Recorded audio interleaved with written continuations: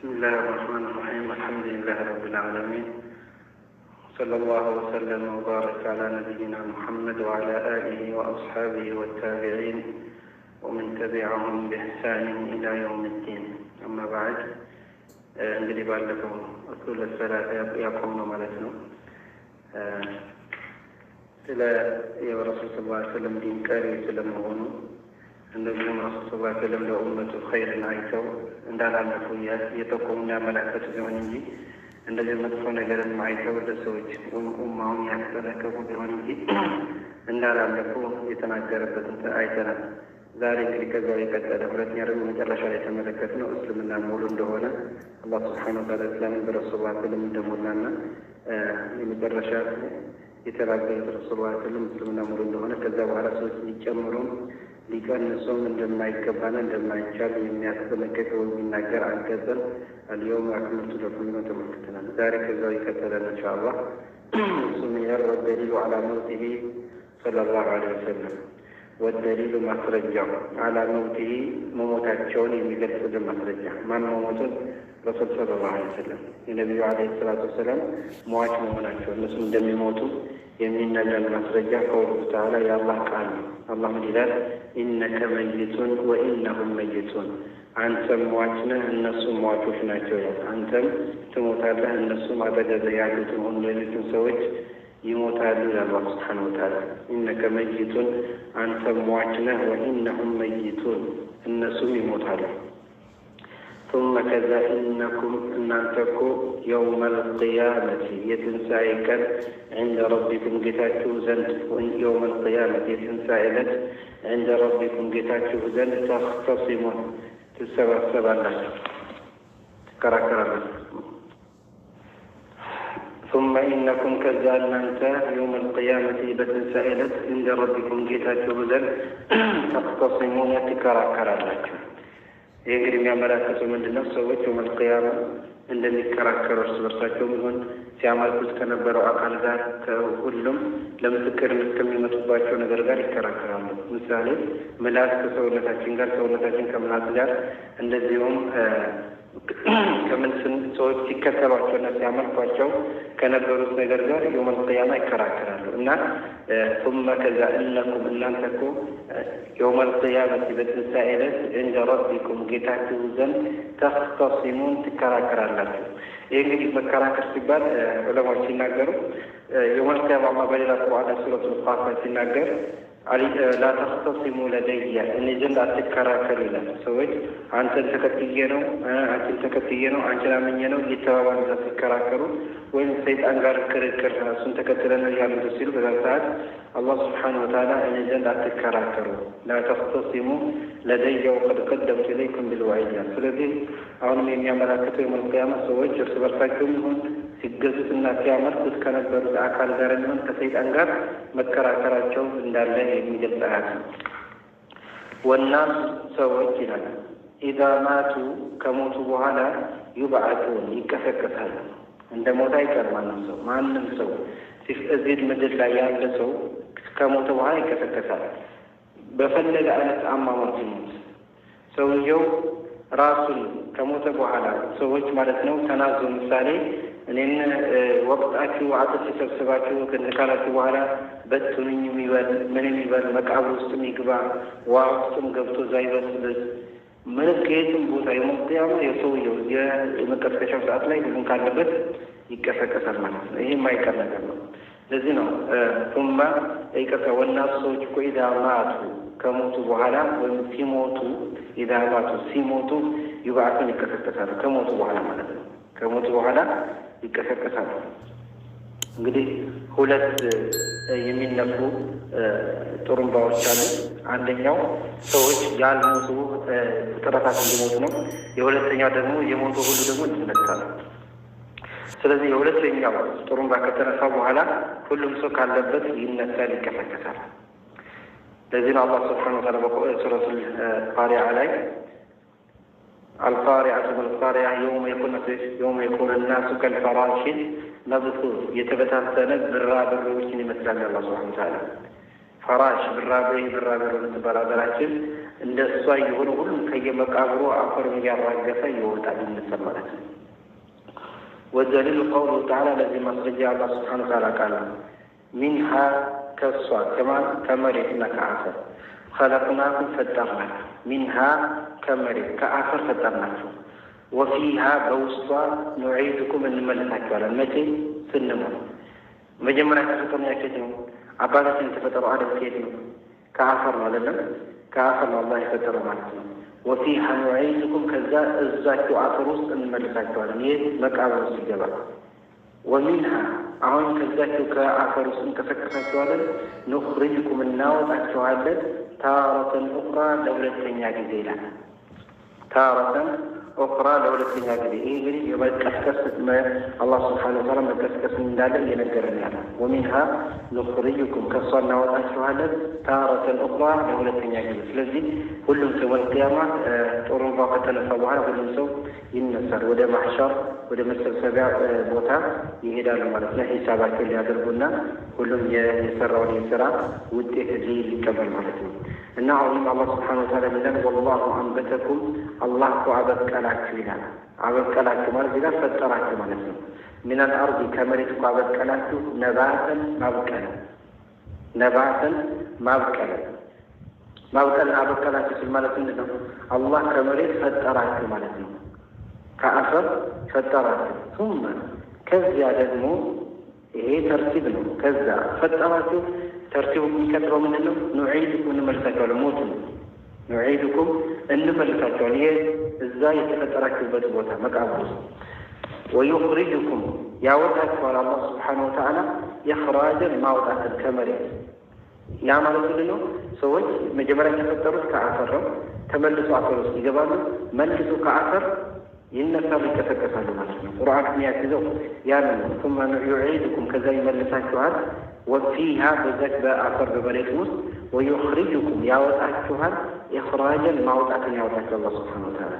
ወባዕደ ልባዕድ ከመቀስቀስ በኋላ ተቀስቅሶስ ያኒ ሰዎች ከተቀሰቀሱ በኋላ ምንድን ነው የሚሰሩት? ሙሓሰቡን ሒሳብ ይደረጋሉ። ሙሓሰቡን ይተሳሰባሉ። ሙሓሰቡን ይጠየቃሉ። ወመጅዝዩነ ደሞዝ ይሰጣሉ፣ ይመነዳሉ። ቢአዕማሊሂም ሁሉም ሰው በስራው ሁሉም በስራው መልካም ሰው ከሆነ አላህን የሚፈራ ከሆነ አላህን የሚያመልክ ከሆነ አምልኮቱ ለአላህ ብቻ የሚሰጥ ከሆነ አላህን በብቸኛነት ነጥሎት የሚያመልከው ከሆነ ከሽርክና ከሙሽሪኮች የራቀ ከሆነ ይህ እንግዲህ እንደ ኢማኑ መጠን ጀነትን ያገኛል። እንደ ኢማኑ መጠን ጀነትን ያገኛል። የሰራቸው ኃጢአቶች ካሉ እነዚያ ኃጢአቶች ታህተል መሺአ በአላህ ስብሓነሁ ወተዓላ ሽቶ ስር ተይሁ ይሆናል ማለት አላህ ከፈለገ ይመራቸዋል፣ ከፈለገ ይቀጣቸዋል ማለት ነው። ከተቀጡም የፈለገ ተውሂድ ያለው ሰው የፈለገ ጥፋት ቢያጠፋ ወንጀል ከሰራ በዛ በወንጀል ዘላለም ጀሀነም ውስጥ አይቀርም። በዛ በወንጀሉ ዘላለም ጀሀነም ውስጥ አይቀርም። ዘላለም ጀሀነም ውስጥ የሚቀረው ማለት ነው ሽርክ የሰራ ሰው ትንሽ እንድትሆን ጥቂት እንድትሆን አንሳር መስዋዕት እንዲሰራት ሽርክን ከሰራ አንድ ሰው ትንሽ ሽርክን በዛው ሳይቶበት ከሞተ ያ ዘላለም ጀሀነም ውስጥ ነው። ግን ያንኛው ደግሞ ተውሂድ እያለው ወንጀልን ተሸክሞ ሄደ ሰው አላህ ስብሓነሁ ወተዓላ ከፈለገ ይምሯል፣ ከፈለገ ይቀጣል በዛ በጥፋቱ ልክ ማለት ነው። እና ያን የውመል ቂያማ ከተቀሰቀስን በኋላ የሚጠብቀን ነገር ይሄ ነው። ወደድን ጠላን ዛሬ የስራ አገር ነው። አላህን በብቸኝነት የምናመልክበት ዓለም ነው። ለአላህ ብለን ሰዎች የምንወድበት፣ ለአላህ ብለን ሰዎች የምንጠላበት፣ ለአላህ ብለን የምንኖርበት ህይወት ነው። ዛሬ ነው። ዛሬ ተግባር ነው። ዛሬ ስራ ነው። የዚህ የዛሬ የስራ ውጤት የሚሰጠን ነገው መስያማ የዚህ የስራ ውጤታችን ልፋታችን ለአላህ ብለን ብንደበደብ፣ ለአላህ ብለን ብንቆስል፣ ለአላህ ብለን ብንሰደብ፣ ለአላህ ብለን የፈለግነው ብንባል ከታገልን የዚህን ውጤት ነገ እናገኛለን። ዛሬ ግን የሰዎችን ግልምጫና የሰዎችን ስድብ የሰዎችን የሚያመጡትን ነገር ሰውየው መሸከምና ያንን መቋቋም አቅቶት አላህን ያስከፋ ሰው ነገም ደግሞ ደሞዝን ያገኛል እሱ ማለት ነው። ህዝብ ነው። ስለዚህ ወመጅዝዩነ ይመነዳሉ ቢአዕማሊሂም ሁሉም ሰው በስራው። ወደሊሉ ቀውሉሁ ተዓላ በዚህ ማስረጃው አላህ ቃል ነው። ሊየጅዚየ ለዚነ አሳኡ ሊየጅዚየ ለዚነ አላህ ሊመነዳቸው አለዚነ እነዚያን እሺ ወሊላሂ ለአላህ ነው ማ ፊ ሰማዋቲ በሰማይ ውስጥ ያለ ሁሉ ሰባት ሰማይ ውስጥ ያለ ሁሉ የአላህ ነው። ወማ ፊል አርዲ በሰባት ምድር ውስጥ ያለ ሁሉ የአላህ ማለት እሱን የፈጠራቸው ሁሉም ለሱ ታዛዦች ናቸው። ይህም አላህ ምድርና ሰማይን የፈጠረው ሊየጅዚየ ሊመነዳ ነው። አለዚነ እነዚያን አሳኡ ያጠፉትን ያመፁትን ሰዎች ቢማ አሚሉ በሰሩት ስህተትና ጥፋት ሊቀጣቸው ወይም ሊመነዳቸው ወየጅዚየ አሁንም ሊመነዳ ነው። አለዚነ እነዚያን አሕሰኑ መልካምን የሰሩ ቢልሑስና በመልካም ነገር ሊመነዳቸው ነው። ሊለዚነ አሕሰኑ ለነዚያ ለመልካምን ለሰሩ ያል በሌላ ቁርአን ላይ ሲናገር ሊለዚነ አሕሰኑ አልሑስና መልካምን ለሰሩ ሰዎች መልካም አለላቸው። እሱ ምንድን ነው? ደግ ከሆነ ሰውየው አላህ ብቻ የሚያመልክ ከሆነ ከሽርክ የራቀ ከሆነ ተውሒድን ከያዘ መልካም ነገር አለ። ምንድነው? ጀነት ማለት ነው። እዚህ አልሑስና በማዕና ጀና ያኔ መልካም ለሰሩ ሰዎች ጀነት አለላቸው። መጥፎ ደግሞ አሳኡ ቢማ አሚሉ በሰሩ ስራ ጀነትን ያገኛል የመጀመሪያዎቹ ማለት ነው። ወሊላህ ለአላህ ነው ማ ፊ ሰማዋት ወማ ፊል አርድ በሰባት ሰማይና በሰባት ምድር ውስጥ ያለ ሁሉ ለአላህ ናቸው። አላህ የፈጠራቸው ለአላህ ታዛዦች ናቸው። ሊየጅዚየ ይህንም አላህ እነሱን የፈጠራቸው ምድር ውስጥ ያለ ሁሉን ሰማይ ውስጥ ያለውን ሊየጅዚየ ሊመነዳ አለዚነ አሳኡ እነዛ ያመፁትን ወይንም የወነጀሉትን ወይም ያጠፉትን ሰዎች ቢማ አሚሉ በሰሩት መጥፎ ስራ ወየጅዚየ አሁን ሊመነዳ አለዚነ አሕሰኑ እነዛ መልካምን የሰሩ ሰዎች ቢልሑስና በመልካም ነገር ሊመነዳቸው ይላል። ግልጽ ነው። ወመን ከዘበ ቢልባዕቲ ወመን ከዘበ ያስዋሸ ያስተባበለ የለም ያለ ቢልባዕቲ በመቀስቀስ ከሞት በኋላ መቀስቀስን የለም ያለ ሰው ተውሂድ ይዟል፣ ከሽርክ ርቋል፣ ከሙሽሪኮች ርቋል። ግን የውመል ቂያማ እኮ መቀስቀስ እኮ ያለ አይመስለኝም የለም ብሎ ካለ ከፈረ ይከፍራል። እሱ ካፍር ነው። ይሄ ሰው ካፍር ነው። የፈለገ ቢሰግድ ቢጾም ይከፍራል። ይህ እንግዲህ በዑለማዎች መካከል ኺላፍ የለውም። ወመን ከዘበ ቢልባዕቲ በመቀስቀስ ያስተባበለ ያስዋሸ ሰው ከፈረ ይከፍራል። ወደሊሉ ቀውሉሁ ተዓላ ለዚህ ማስረጃ ቃል ነው። ዛዓመ ሞገተ ይላል። ዛዓመ ሞገቱ አለዚነ ከፈሩ እነዛ የከፈሩ ሰዎች እኮ ሞገቱ። ምንድነው የሚሞገቱት?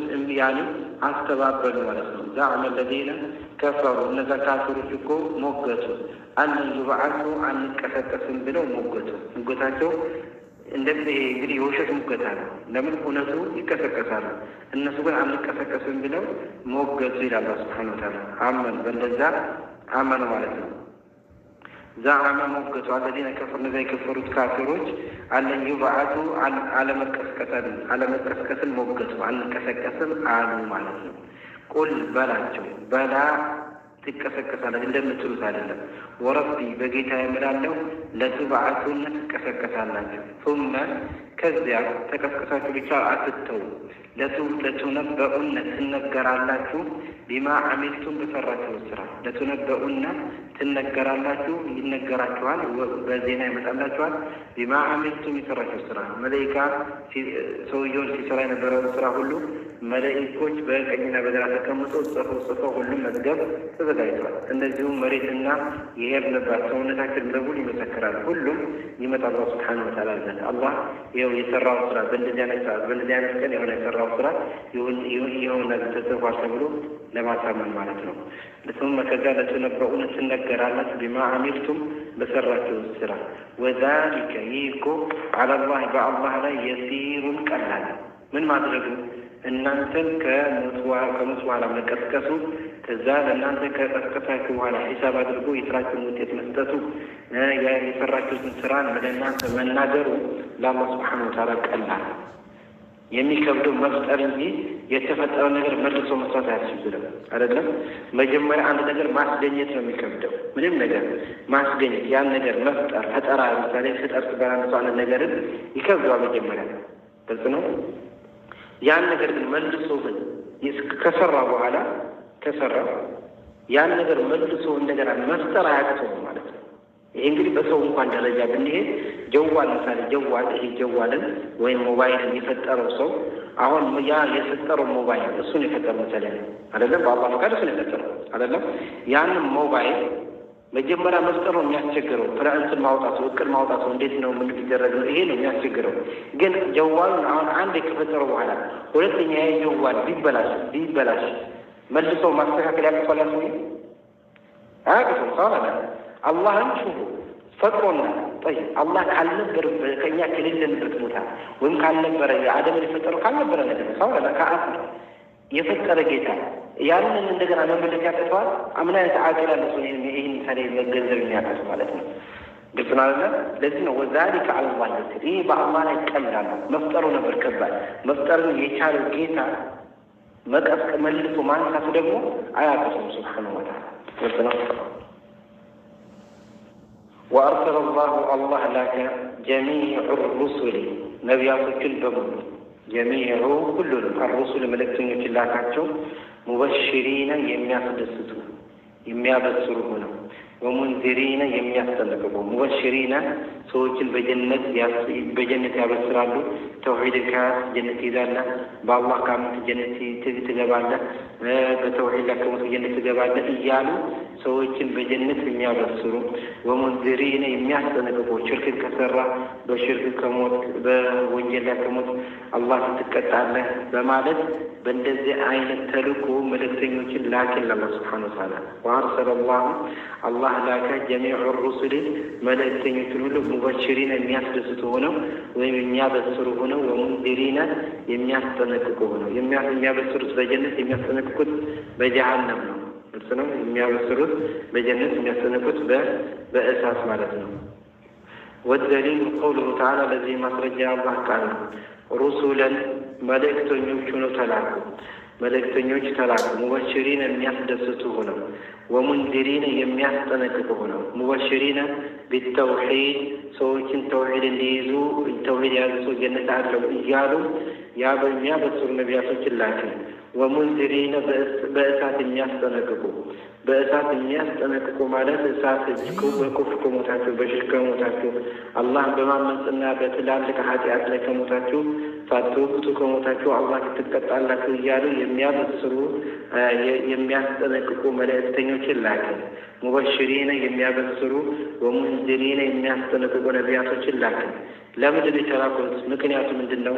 መልሱን እንመልከት። ሊአላ የኩነ ላይሆን ዘንድ እንዳይሆን ላይሆን ዘንድ ወይም እንዳይሆን ሊናስ ለሰዎች እንዳይኖራቸው ለሰዎች ዘንድ እንዳይኖራቸው አለላህ በአላህ ላይ ሁጀቱን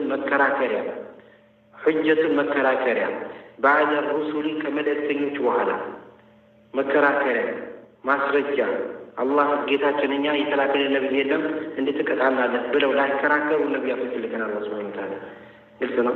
ከነዚህ ነው ዑለማዎች ከነቢያቶች መላክ በኋላ የአንድ ነቢይ ሙሳ ላይ የረሱል ሰለላሁ ዐለይሂ ወሰለም ኡማ የነቢዩን መላክ የሰማ ሁሉ ዑዝር የለውም። የእሱን መንገድ ባለመከተላቸው ዑዝር የለውም። ማንም የፈለገ ኪታብ ሊቀራ የፈለገ እንድኖረው የነቢዩን መንገድን ካልያዘ በትክክል እሱ የሄዱት መንገድ ካልሄደ ያ ሰውየው መልቅያም መከራከሪያ የለውም። ለምን? የነቢዩን መላክ ሰምቷል። መከተል ግዴታው ነበር። ግልጽ ነው። ስለዚህ የአላ የኮነ ላይኖር ዘንድ ሊናስ ለሰዎች አለላህ በአላህ ላይ ሁጀትን የመከራከሪያ ማስረጃ ወይም መከራከሪያ አሊያ ማስረጃ ላይኖራቸው ባዕደ ሩሱሊ ከነቢያቶች መላክ በኋላ ከነዛ ከመጡላቸው ነቢያቶች መላክ በኋላ በእያንዳንዱ ሰው ላይ ነገ መልቅያም አላህ ቀርቦ የሚከራከርበት ነጥብ ላይኖረው ዘንድ መልእክተኞችን ልከናል። ስለዚህ ይህንን የሰማ ሁሉ ከነቢያቶች መላክ በኋላ ዑዝር የሚባል ነገር የለም። ሙሐመድን መላኩን የሰማ ሰው ለዚህ ነው ዑለማዎች የነቢዩ መላክ ከሰማ የቁርአን መውረድ የሰማ ሰው ዑዝር የለውም አለማወቅ ማለት ነው። መማር ግዴታው ሐቅን ማፈላለግ ግዴታው ስላለበት ማለት ነው። ወአወሉሁም የመጀመሪያቸው ኑህ አለይሂ ሰላም ነው። አንዳንዶቹ እድሪስ ይላሉ። ያ ገለጥ ነው። ዑለማዎች በታሪክ ደረጃ አላህ በቁርአን ማስረጃ ማለት ነው ነቢዩላህ ነው። ሽርክም የተጀመረው በእሱ ጊዜ ነው። ሽርክም የተጀመረው ከዛ በፊት የነበሩት በትክክለኛ በተውሂድና በሰሊም በሆነ መንገድ ላይ ነበሩ። ከዛ በኋላ ነው ሽርክ እንግዲህ በነቢዩላህ ነው ዘመን ከሱ በዛ ዘመን ነው ሽርክ በጣም ተስፋፍቶ በሀይምነት ነግሶ ተውሂድ ጠፍቶ ሰዎች በሽርክ ሲጨማለቁ ያኔ ነው አላህ ነው ሱብሓነሁ ወተዓላ ነቢዩላህ ነውህን ቀስቅሶ የላከው ማለት ነው። እና ወአወሉ የመጀመሪያቸው ኖህ ነው ዋህይ የወረደበት። አደም ነብይ ነው አይደለም ኺላፍ አለበት። አብዛኞቹ በነብይነት ነብይ ነው ስሙ ነብይ ነው ነብዩላህ አደም ነው ይባላል። ግልጽ ነው። ለምን ታዲያ ከዚህ የመጀመሪያው ኖህ ተባለ ሲባል አደም ዋህይ አልወረደበትም፣ ወደ ማንም አልተላከም። በመላክና ዋህይ የወረደበት ማን ነው? ነብዩላህ ነው የተጀመረው። ግልጽ ነው። ልዩነቱ ይሄ ነው። አደም ነብይነቱ በራሱ ነው። እሱ ራሱ ተውሂድ ይዞ በተውሂድ አላህ እንዲያመልክ፣ ሌሎቹ ደግሞ ነብዩላህ ነው ደግሞ ለህዝብ በመላክ ግልጽ ነው።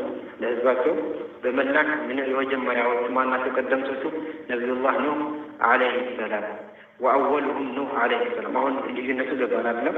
በአደምና በነብዩላህ መካከል ያኔ አደም ነብይ ነው፣ ግን ለራሱ ነው ነብይነቱ። ዋህይ የወረደበት ነብይ የመጀመሪያው ማነው ብንባል ማነው የምንለው? ነብዩላህ ኑህ አለይሂ ሰላም። የነብዩላህ ኑህ አለይሂ ሰላም ለምን አደም ላይ ዋህይ ያወረደ ግልጽ ነው አይደል? ዋህይ የወረደ ነብዩላህ ኑህ አለይሂ ሰላም ሰዎችን አስጠንቀቅ ተውሂድ አስተምራቸው ተብሎ የተላከው የመጀመሪያው ነብይ እሱ ስለሆነ ቀውሉ ተዓላ አላህ ምን ይላል በቁርአን? ማስረጃችን እንግዲህ የግድ ማስረጃ ልንጠይቅ እንችላለን። ማስረጃን ማወቅ አለብን። ማስረጃውም የአላህ ቃል ነው። እኛ እኮ ይላል አላህ ሱብሓነሁ ወተዓላ አውሐይና ዋህይ ያደረገን ዋህይ ያደረገን አንዳንድ ቃላችንን ጣለን ይላል። ይከብዳል አተረጓጉም ደረጃ። እና አውሐይና ዋህይ ያደረግን ብንለው የተሻለ ነው። አውሐይና ዋህይ ያደረግን ኢለይከ ወደ አንተ ከማ አውሐይና ረሱልነታቸው አላህ ሱብሓነሁ ወተዓላ ሙሐመድ ሰለላሁ ዐለይሂ ወሰለም እና እኛ እኮ አውሐይና ዋህይ ያደረግን ኢለይከ ወደ አንተ አላቸው። ከማ አውሐይና ዋህይ እንዳደረግነው ሁሉ ከማን ጀመረ? አላህ ኢላ ነው ከኑህ ጀመረው። ያን እዚህ ጋር የሚያስገው ዋህይ የተጀመረው በማን ማለት ነው? በነብዩላህ ኑህ አለይሂ ሰላም። ኢላ ኑህን ወደ ኑህ ዋህይ እንዳደረግ ነው። ወነቢይነ ሚን ባዕዲሂ ሌሎቹ ነቢዮች ከሱ በኋላ የሚመጡት ማለት ነው። ወነቢይነ በሌሎቹ ነቢያቶች ላይ እንዳደረግ ነው።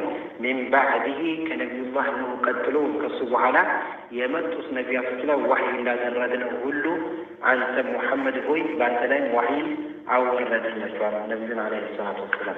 ስለዚህ የመጀመሪያው የዋህይ የወረደበት ነቢ ነቢዩላህ ኑህ ነው። የመጨረሻው ነቢ ደግሞ ነቢዩላህ ሙሐመድ አለይሂ ሰላቱ ወአኺሩ ሙሐመድ አልሰነዋል። ወአኺሩም የመጨረሻቸው ሙሐመድ አለይሂ ሰላቱ ወሰላም ናቸው።